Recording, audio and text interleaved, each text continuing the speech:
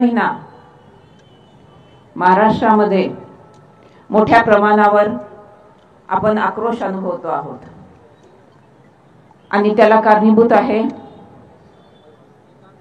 माणुसकी किंवा संवेदनशीलता हे शब्द जणू डिक्शनरीतून हद्दपार झाले असतील अशा पद्धतीने संतोष अण्णांची केलेली हत्या।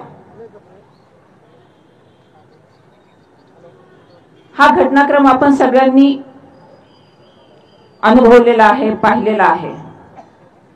खंत एकाच गोष्टीची वाटते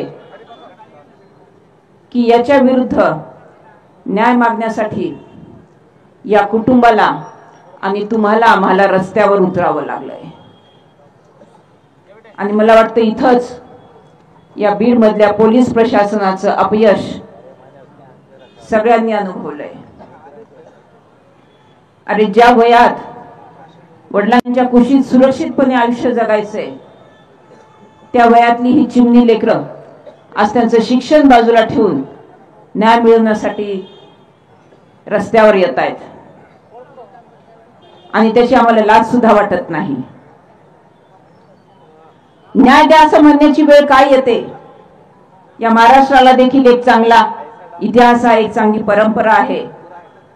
मग कायद्याचा जरा या गुन्हेगारी प्रवृत्तीवर का राहिली नाही? त्याला कारणीभूत कोण आहे याचा आम्ही कधी शोध घेणार आहोत का?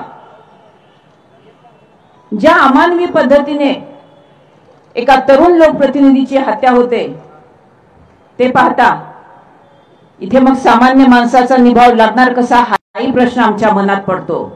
आणि मला वाटतं म्हणूनच बीडच्या या भूमिपुत्राला, परभणीच्या या भूमिपुत्राला न्याय देण्यासाठी महाराष्ट्रामधल्या अनेक जिल्ह्यामध्ये ही जनता रस्त्यावर उतरते आहे।